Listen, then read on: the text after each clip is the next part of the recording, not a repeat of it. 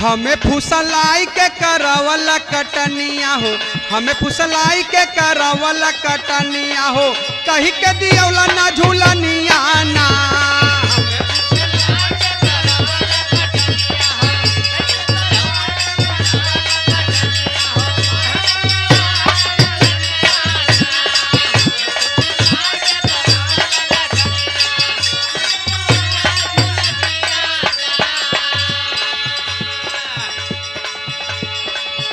बह कई बात प्यार के न रस पाई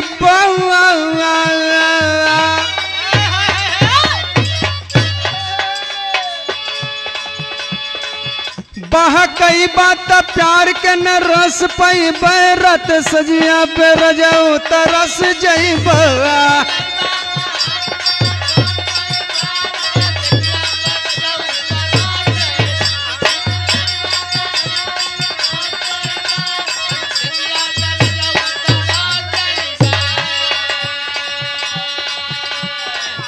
बह कई बात प्यार के न रस पई रत सजिया पे रजऊ तरस जईब।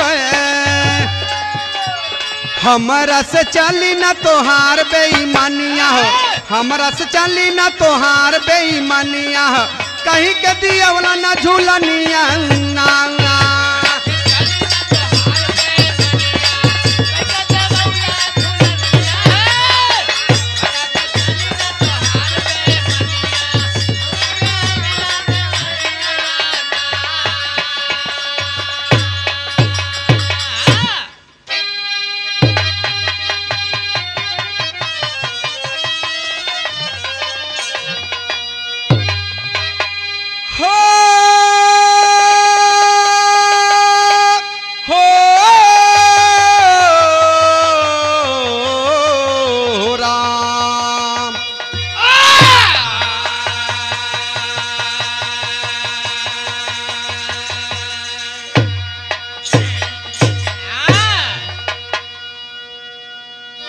अच्छा तो बाबूजी, Shyam film production, Babatpur Varanasi airport,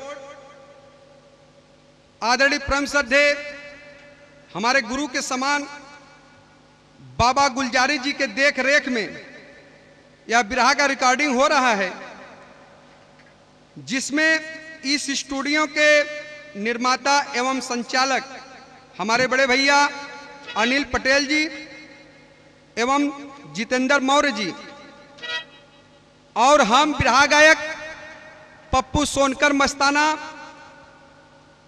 हमारा पता है ग्राम झोरिया, पोस्ट जगदीशपुर, मंगारी, बाबतपुर, जिला वाराणसी। Mobile number 91 40 69 45 94। आप लोगों के बीच में एक बिरहा हम छोड़त है, जौने बिरहा का शीर्षक बा श्मशान का विधान उर्फ गाजियाबाद कांड। आशा ना विश्वास बा कि आप लोग बेहद पसंद करेंगे। तमाम कलाकारों से आप लोग इस कांड को सुने होंगे, लेकिन हमारा यह कांड आप लोगों को एक उपदेश देने का कार्य करेगा। इस बिरहा के लेखक हमारे माननीय मूलचंद पटेल कवि जी, अमौद बन, मंगारी, बाबतपुर की धरती से समाज के लिए 4 लाइन भूमिका में भाव दिए हैं। कहना है क्या?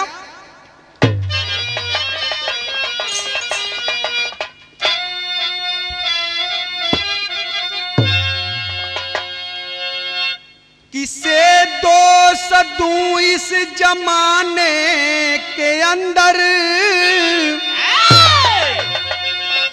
दोषारोपण बना इस जगत का निशाना।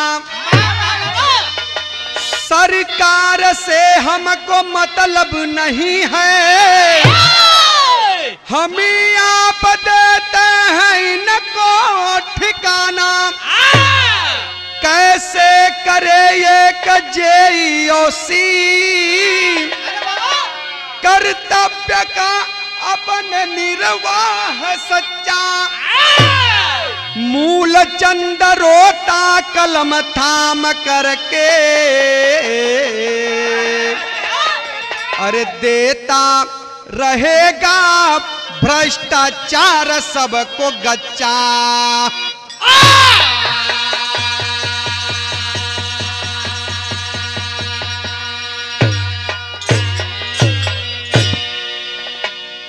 मूल चंद रोता कलम थाम करके, देता रहेगा भ्रष्टाचार सबको गच्चा।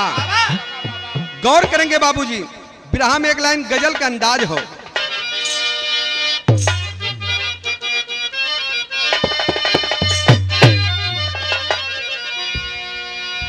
कोई मासूक अपने मासूका के याद में कहता है, या कोई भक्त अपने भगवान से संकेत करता है। कहना है क्या?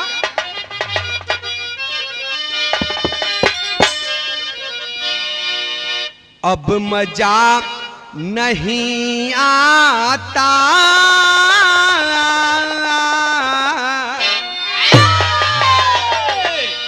अब मजा अरे नहीं आता, अरे दूर रह के जीने में अब मजा नहीं आता, अरे दूर रह के जीने में मजा नहीं आता, अरे दूर रह के जीने में अब मजा नहीं आता,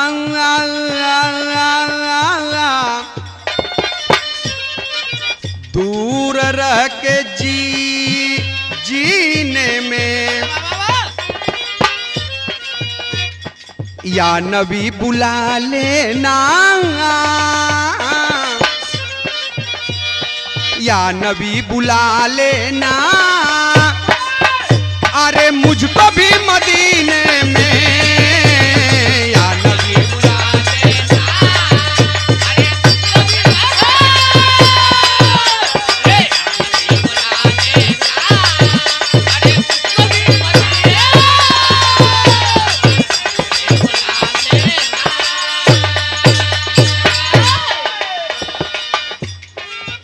ए भैया, ई तक गजल का अंदाज रहल, लेकिन बड़ी ऊंची लाइन हमारे कवि माननीय मूलचंद कवि जी लिखे हैं। कहना है क्या?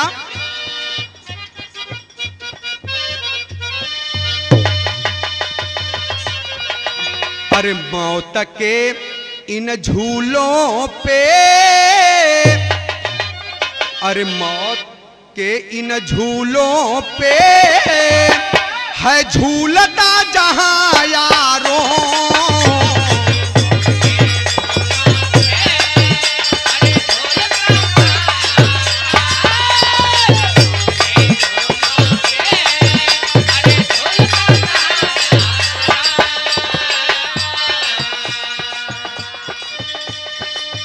मौत के इन झूलों पे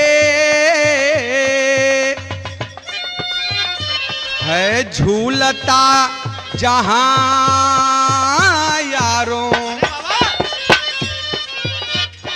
सिर्फ ना कोई अब है, सिर्फ ना कोई अब है, बच के जाओगे कहां यारों, सिर्फ ना कोई अब है, बच के जाओगे कहां, लो भैया जो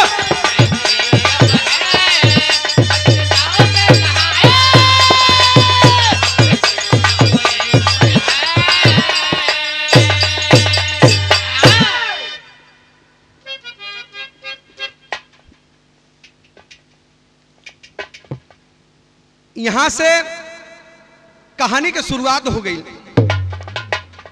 कहना बाका,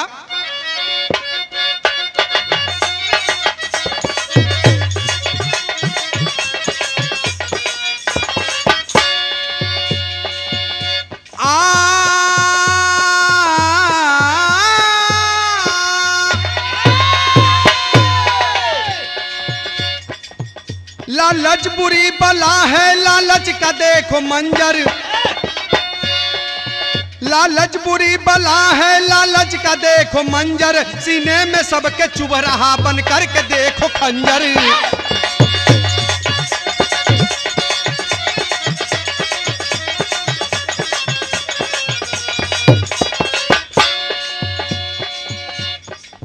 जनता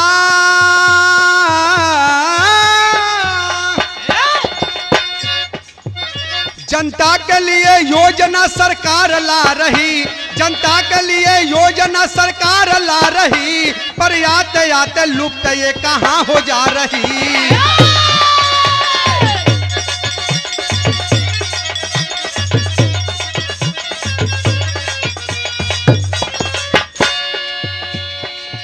एक के पीछे एक काली कमाई करते, एक के पीछे एक काली कमाई करते, इंसान होकर खुद इंसानियत से ना डरते।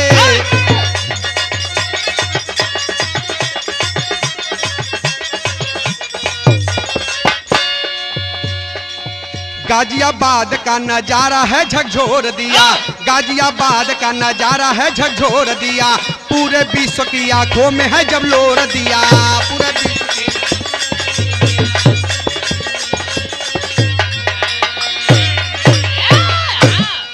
वाह, घटना तो बहुत भइल हो भैया, लेकिन गाजियाबाद श्मशान घाट का घटना कुछ अपने आप में बा। ए बाबू, ऐसन घटना कि गैलरी और छत के गिर जाने से कितने लोगों की जानें चली गई। मरे हुए लोगों को या पप्पू मस्ताना अपने गीत के माध्यम से उनकी आत्माओं को श्रद्धा सुमन अर्पित करता है। अरे बाबू, आज देखल जा हो बाबू, भैर का बिरहा में एक लाइन गीत का अंदाज हो।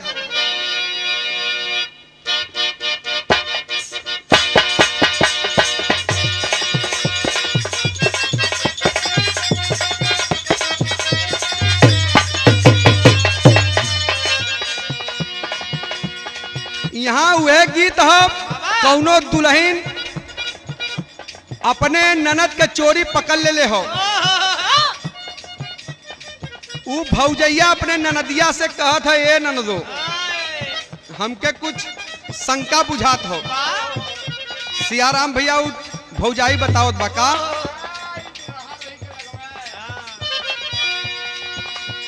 अरे अरे नाना दो, अरे अरे नाना दो बतावा दिल का हाल।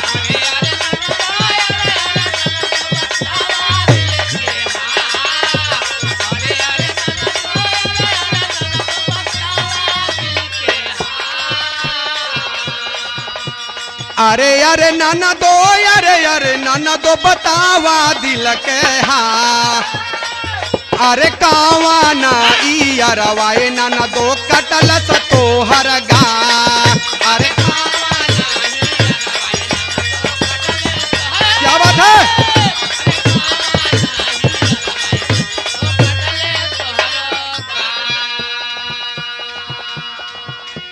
ई तक गीत रहले भैया। हम कलाकारन का मजबूरी होला कवि जी कि थोड़ा सा नई नई गीत छोड़ देवल जाला कि आप लोग का मनवा हरियर हो चले। लेकिन गौर करेंगे बाबूजी, बिरहा में भाव लगल, कहना बका।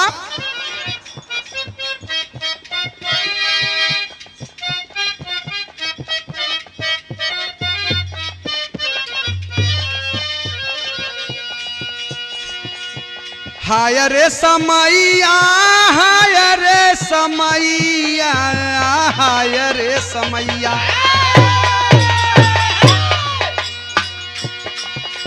हाय रे समैया, हाय रे समैया, कई दिहले सबे हाल।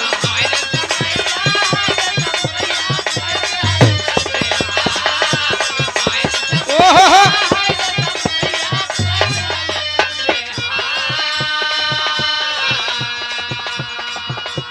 हाय रे समैया, हाय रे समैया, कई दिहले सबे हाल। अरे काठी न गरीबिया ये बाबू कैले बाबा। अरे काठी न गरीबिया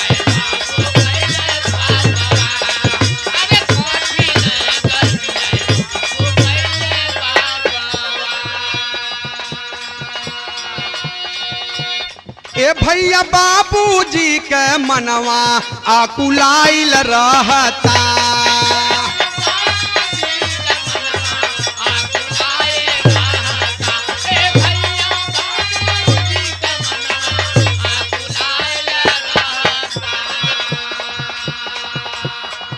ओही ठेलावा पे जिनागी भुलाइल रहता।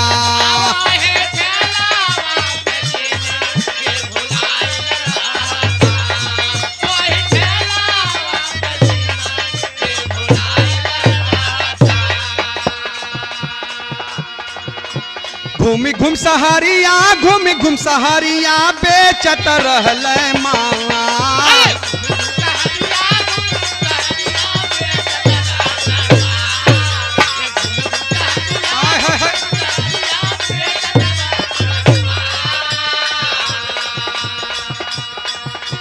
घूमी घूम सहरिया बेचत रहल माँ।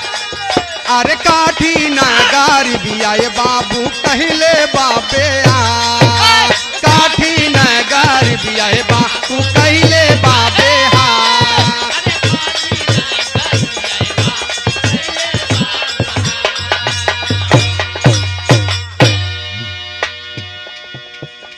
ए भैया वही गाजियाबाद मुरादनगर के रहे वाला जयराम नाम का व्यक्ति गरीबी हालत में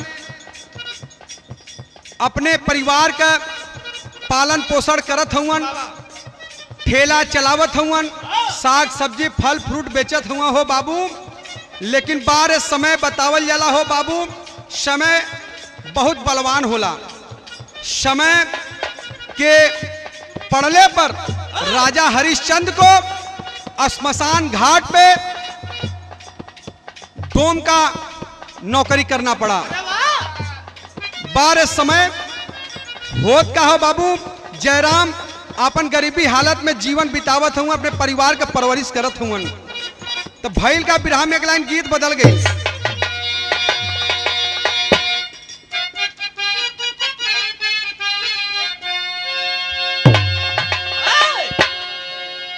यहाँ वह गीत हो अनिल भैया, कौनो दुल्हन का नया नया सुहाग रात रहल, वही के दूसरा दिन अपना दिक्कत के अपने ननद से बतावत हो।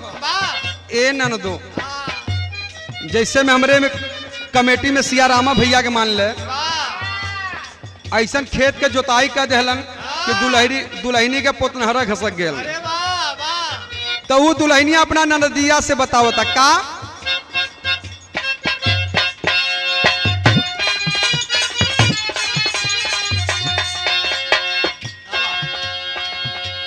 उठे लपीर कमर के नीचे,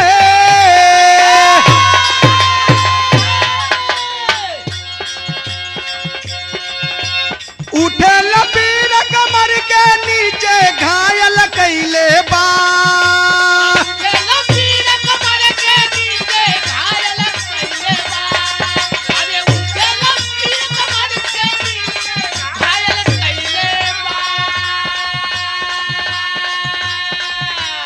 उठल पीर कमर के नीचे घायल कैले बा। हरदिया पीसाए ननदो, अरे माई रे माई, हरदिया पीसाए ननदो, दरदिया घायल कैले बा। हरदिया पीसाए ननदो, दरदिया घायल कैले बा।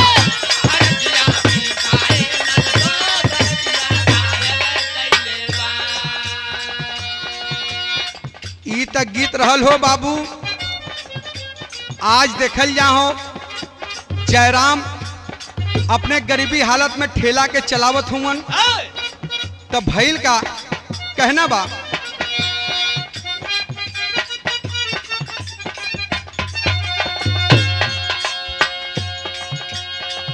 अरे ठेला पे सौदा बेचल बाबू,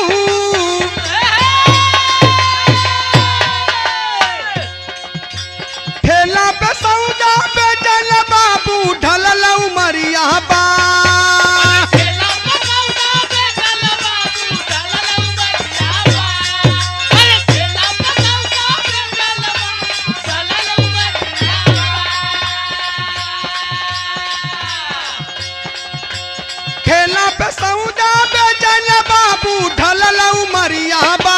नजरिया थकले भैया शरीरिया ताकत ना भैया नजरिया थकले भैया शरीर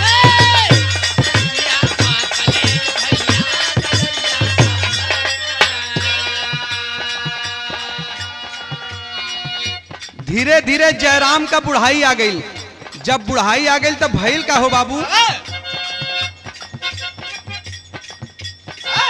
जयराम दुल्हन से कहला एगो बातिया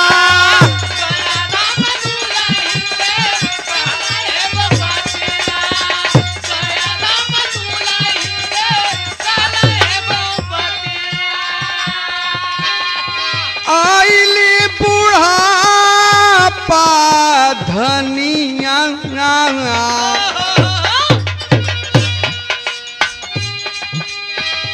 आइली बुढ़ापा घर में एक न थतिया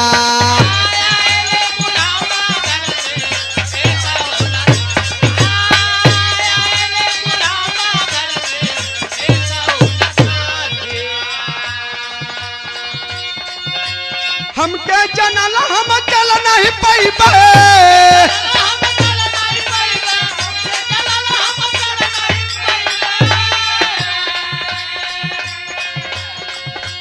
हमके जनल हम चल नहीं पैबे दूभर डहरिया बा अरे दूभर डहरिया बा नजरिया थकले भैया शरीरिया ताकत ना भैया बाबूजी हो 12 विनोद भैया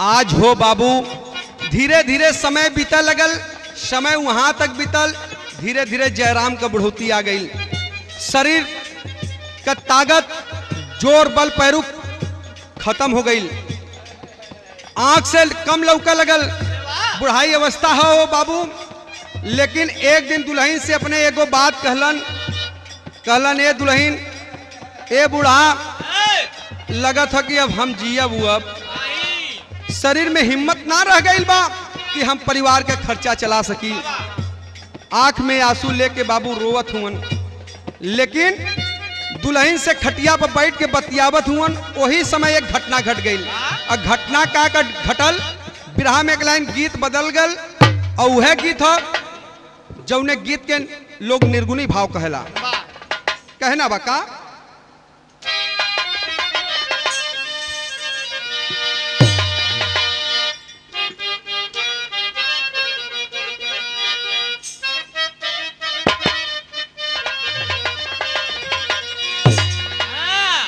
अरे सिंहुरा से सजावा जनी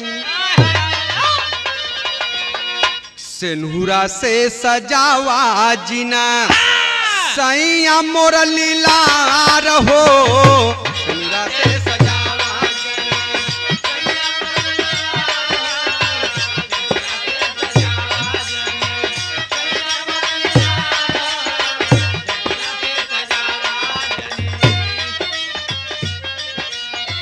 देखा हो न रोवताड़े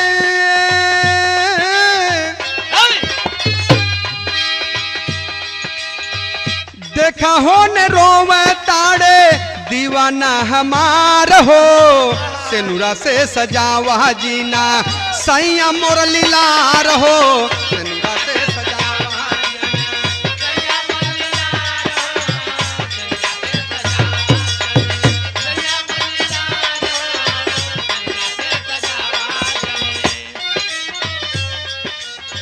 गीत को अपने जगह पर छोड़िए बाबू लेकिन आज देखल जा हो भैया होत का हो जौने समय अपने दुल्हन से जयराम बात करत हुवन घटना घटल का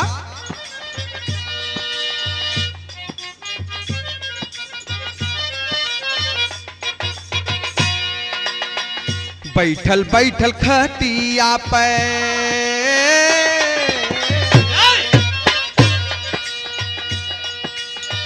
बैठल बैठल खटिया पे उड़ गयल परान हो बैठल बैठल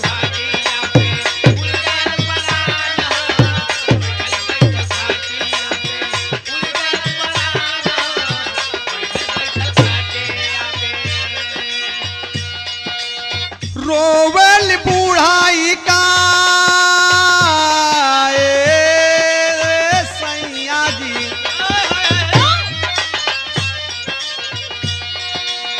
रोवल बूढ़ाई का कैल भगवान हो, बैठल बैठल खटिया पर उड़ गयल परान हो, बैठल बैठल खटिया पर।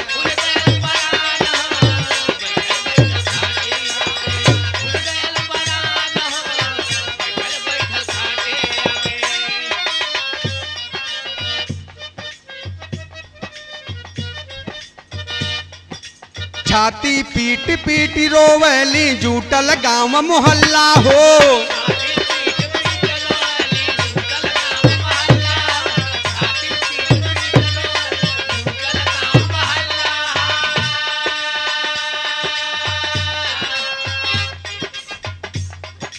छाती पीट पीट रोवली जूटल गांव मोहल्ला हो, हितनात सब आई गईल दुअरे मचल बहल्ला हो, हितनात सब आई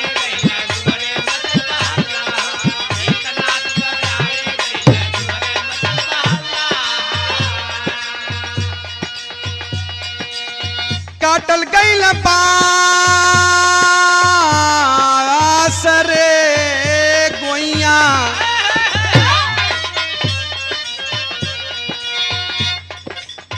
काटल गईल बास टिट्ठी भइल तैयार हो, खटिया पे बैठल बैठल खटिया पे बैठल बैठल उड़ गयल परान हो, खटिया पे बैठल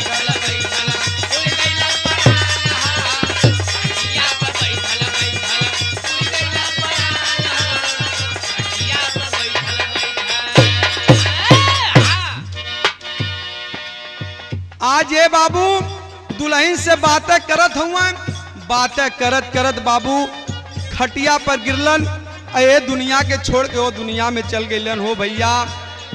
बूढ़ा बेचारो छाती पीट पीट के रोवत है, लड़की लड़का अलग रोवत हन हो भैया। हल्ला मचल, गांव जवार के लोग जुटलन, हित नाथ जुटलन, आज सब रोनो पिटनो मचल बा दुआरे हो बाबू। दुल्हन रोवत है ने सैया, आज हम केकरे सहारे रहब हो सैया, आज हमके विधवा बना के आप चल गईला, हम कैसे तोहरे बिना जियब हो सैया। ए बाबू बारे दुल्हन आज रोवत है, लेकिन गांव जवार के लोग यह समझावत हुआ ने बूढ़ा ज्यादा का रोवत हो, यह दुनिया के परंपरा हो, यह सच्चाई हो। जे धरती पर आयल हो ओके एक न एक दिन जरूर जाए के हो। लोग समझा बुझा के बांस का टिट्ठी बनौला हो बाबू। अब बनौले के बाद जयराम के लाश के सजौला है और लेके चल देहलन। जब लेके चललन है तब पहुंचलन कहाँ, गाजियाबाद श्मशान घाट पे। जब श्मशान घाट पे पहुंचलन लोग तो वही समय भैल का बिरहा शैली में भाव लगल।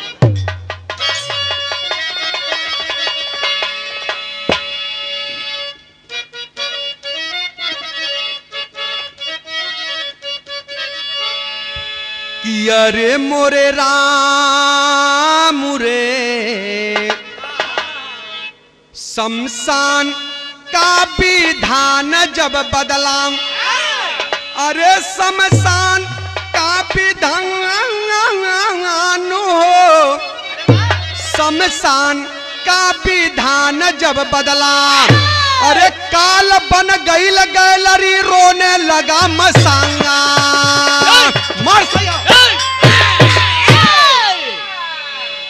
काल बन गईल गैलरी रोने लगा मसान, शमशान का विधान जब बदला। ए बाबू गाजियाबाद शमशान का विधान में बदल गया। भैल का चौक में कहना हो,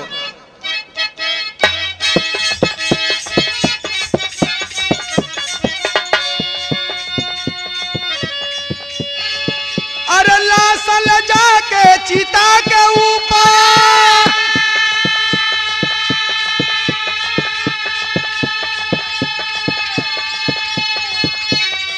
अरे लागी उस समय दिए लगा,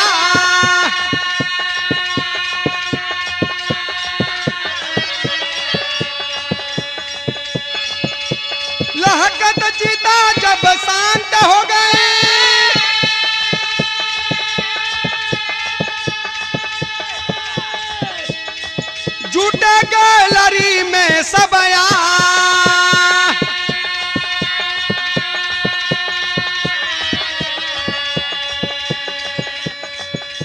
लाइन में सब खड़ा होकर के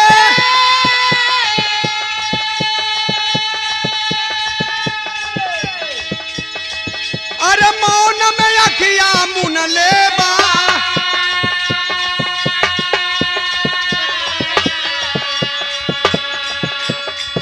अरे लड़खड़ा तब गिरल गैलरी, लड़खड़ा तब गिरल गैलरी, चीख पुकार मचल तब्बा।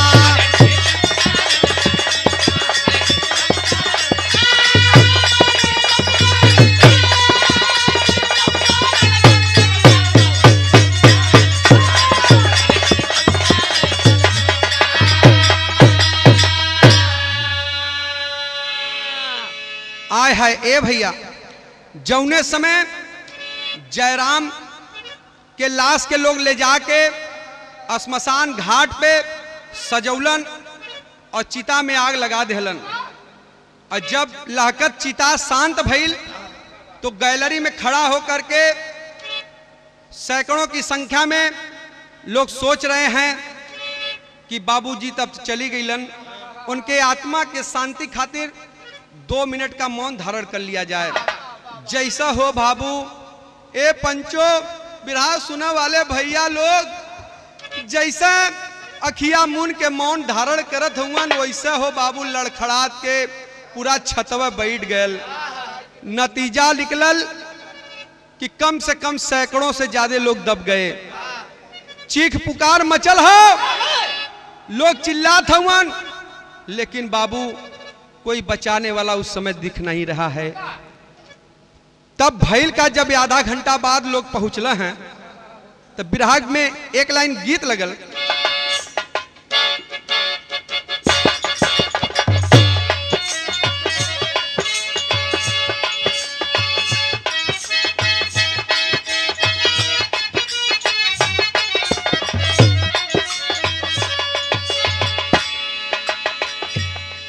वह गीत है कौनो लड़की अपने बाबू से बतावत बा, सुनिला की सासुर में झुरझुर मोती गिरे,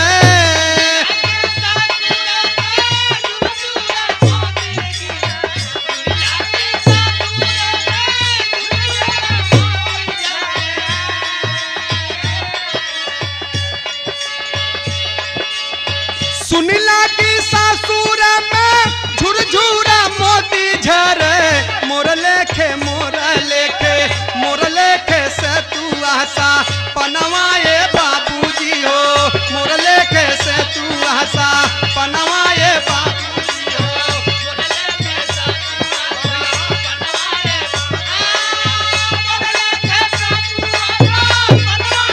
बाबूजी हो, मोर लेखे से तू आशा पनवाए बाबूजी हो, मोर लेखे से तू आशा पनवाए बाबूजी हो, मोर लेखे से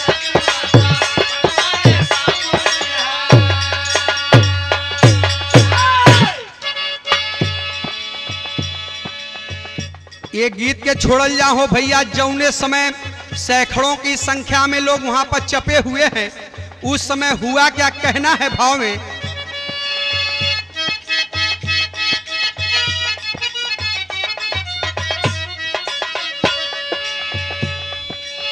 मचल को हरा माया सना घाटल घाटा नावा हो,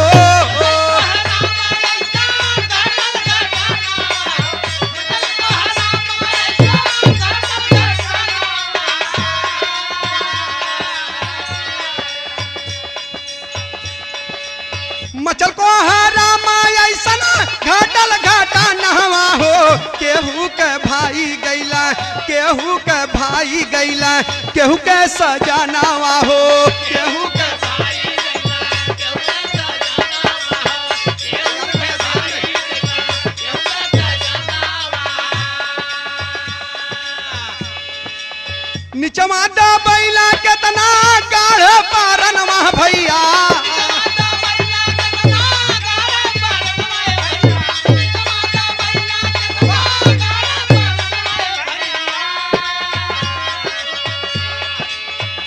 नाचत बा माउत बाबू, नाचत बा माउत बाबू, सबके समानावा हो, नाचत बा माउत बाबू।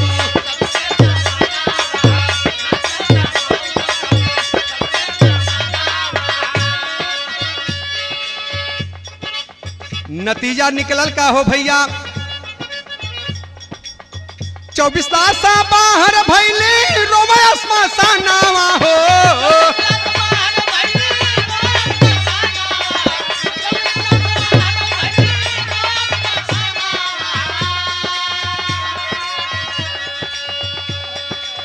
24 सा बाहर भैली रोमय स्मशानावा हो। रोकले रोकाया नाही, रोकले रोकाया नाही, रोकले नया नवा हो, रोकले रोकाया नाही, रोकले नया नवा हो।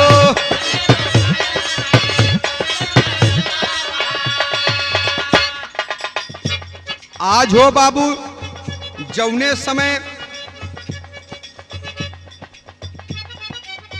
आधा घंटा बाद सबको निकाला गया, नतीजा निकला कि कम से कम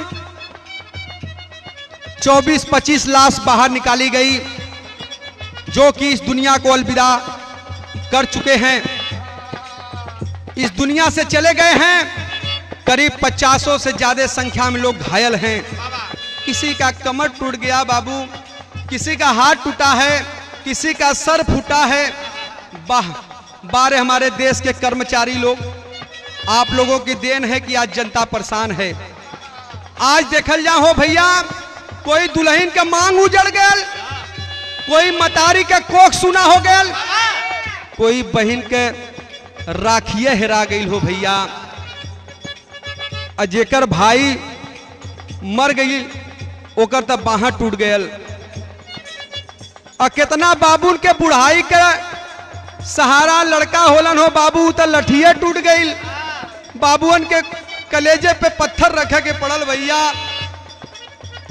उन मरे हुए लोगों की आत्मा के लिए हम शांति अपने कमेटी की तरफ से प्रदान करते हैं बाबू। जहां भी उनकी आत्मा हो मालिक शांति प्रदान करें। हमारे श्याम फिल्म स्टूडियो के तरफ से। लेकिन आज देखल जाए, जकरे जकरे घरे पता चलल जब फोन गई हो भैया कवि जी, उसमें नतीजा का हो पहपट में भाव देव पड़ल।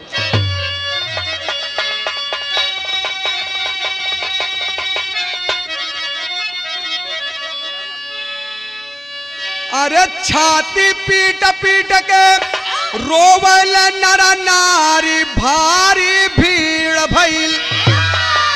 आहाय विधाता तोहरो कवन बिगाड़ी, भारी भीड़ भइल।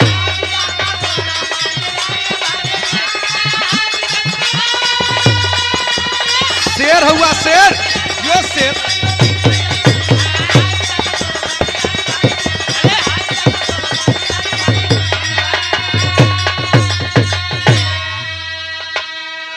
अरे स्मशान का लख नजारा, ए भैया मुँह को आवे कले जाओ।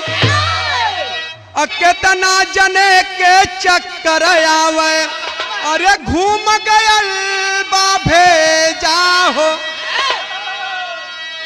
अरे गम की बदरी छाई गईल बकारी, भारी भीड़ भइल। हाय विधाता तोहरो का बिगाड़ी, भारी भीड़ भइल।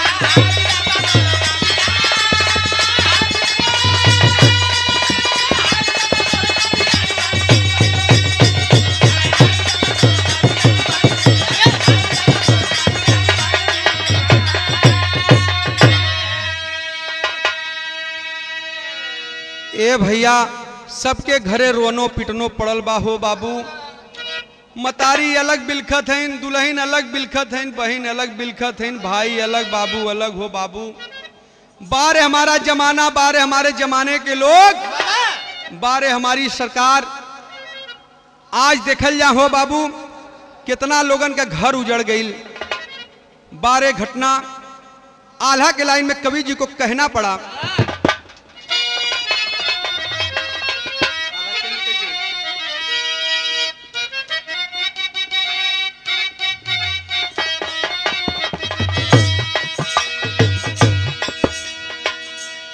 हमरे कवि जी आला नंबर 1 लगा देहलन। कहना बका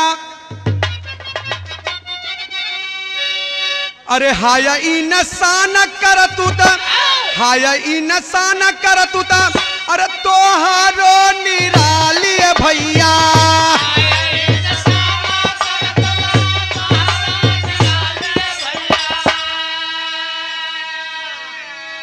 पैसा के चलते जाला दूसरे का परा,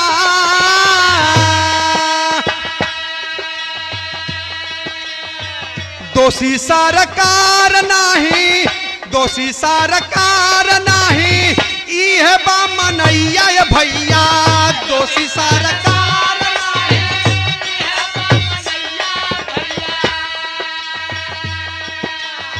जे करा के वह दे का मिलल बा सम्मान।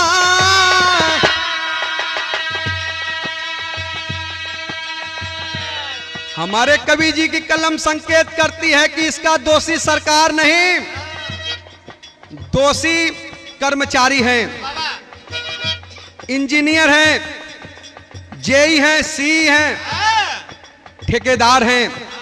आज ठेकेदार लोग सीमेंट की, छड़ की, गिट्टी की, बालू की कमी नहीं करते तो आज वो छत नहीं बैठता दोस्तों। सही है कहत हुआ। लेकिन आला नंबर 2 लगल।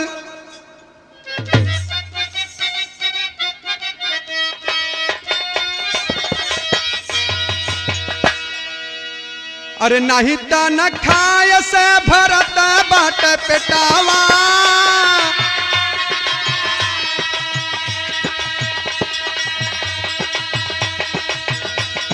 नहीं त न खाय से भरत बाट पेटावा।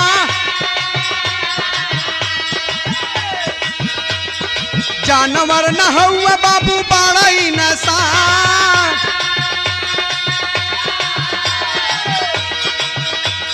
तोहरे पे टिकल बाट पूरा भारत देसावा।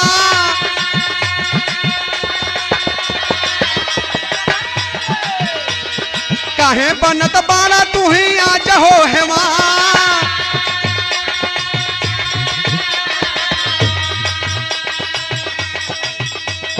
ठेकेदार साथ दूजन गईल पकड़ाई।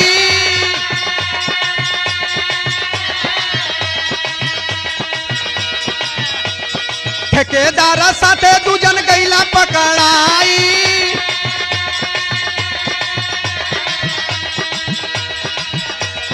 घटना घटल 3 जनवरी के महा,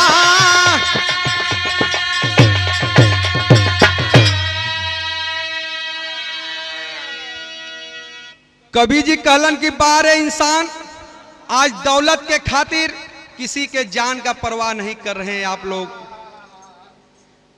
आज देखा जाए बाबू, अगर से उसमें कमियां नहीं की गई होती काम में तो 2 महीने का बनाया हुआ छत नहीं गिरता और न तो सैकड़ों लोगों का घर उजड़ता। बाबूजी, किसी का घर नहीं उजड़ता अगर से मजबूती से काम किया गया होता तो इसलिए हमें और आपको भी सजग होना होगा। इस देश से भ्रष्टाचार को मिटाना होगा। इसके लिए हमें और आपको आगे आना होगा। जहां पर सरकारी काम हो रहा है, रास्ता बन रहा है, रोड बन रहा है, पुल बन रहा है, कॉलेज बन रहे हैं, वहां पर हम लोगों को चाहे हॉस्पिटल क्यों न बने, खड़ा हो करके हम लोगों को भी देखना चाहिए। पब्लिक का भी फर्ज है और पब्लिक का ही पैसा सरकार के पास जा रहा है।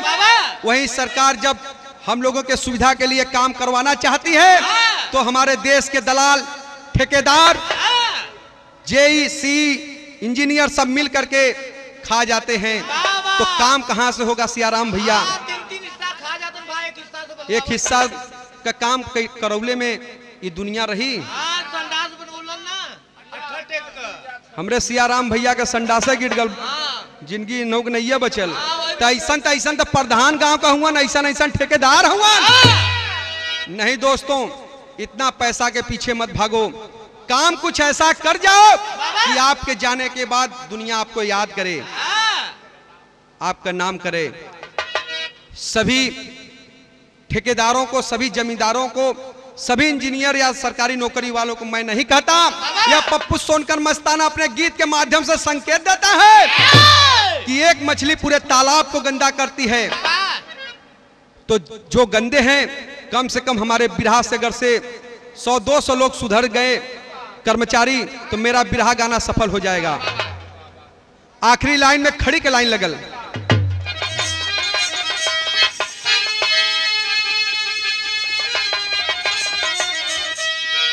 अरे जब तक देशवा के अपने ए पंचो भ्रष्टाचार ना हटी,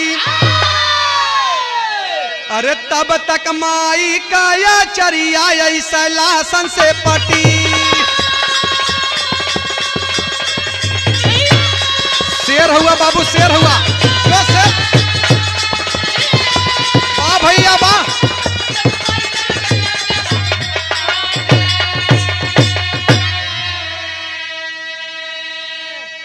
अरे घटना पे घटना होई ए भैया, घटना पे घटना होई कुलिया सरकार में।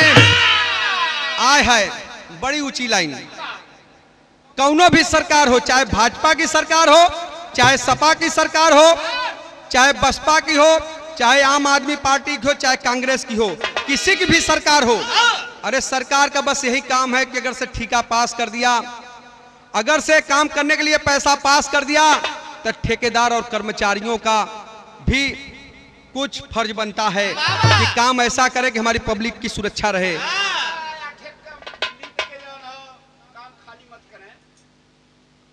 आय है ए बाबू, इसमें हमारा देश का ही नुकसान होता है। हमारे देश के लोग ही गरीबी से जूझ रहे हैं। लेकिन कहना है क्या, अरे घटना पे घटना होई कुलिया सरकार में, अधारा तिरंगाई रोजमा खूनावा की धार में।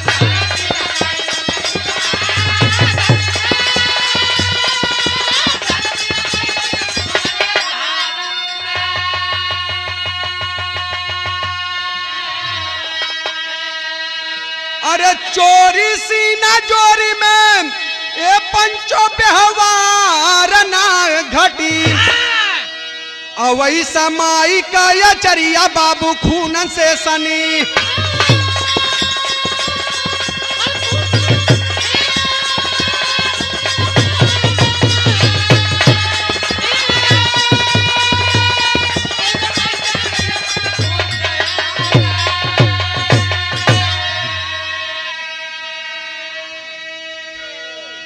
चोरी सीना जोरी में व्यवहार ना घटी, ऐसा माई का यचरिया बाबू खूनन से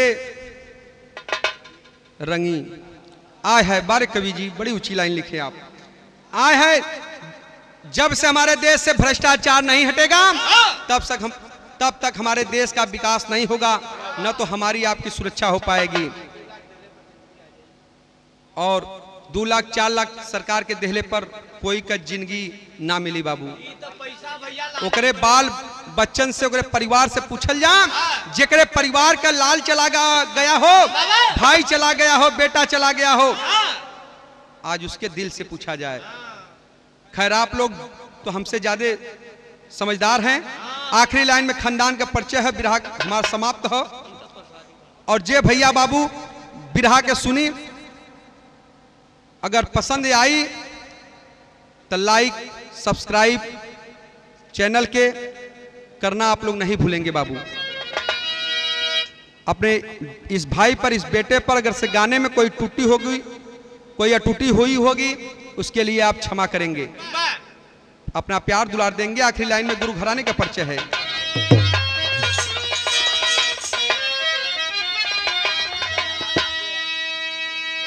अरे गुरु बिहारी पत्तू नायक बुल्लू स्वर्ग के वासे,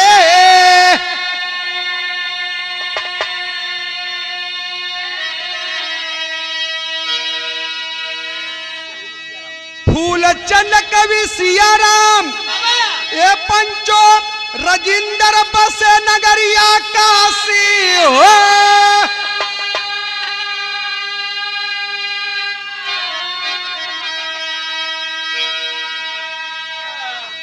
अरे शमशान का विधान जब बदला, ये भैया शमशान का विधान जब बदला, तब पप्पू मूलचंद आगे का करा निदान। शमशान का विधान जब बदला,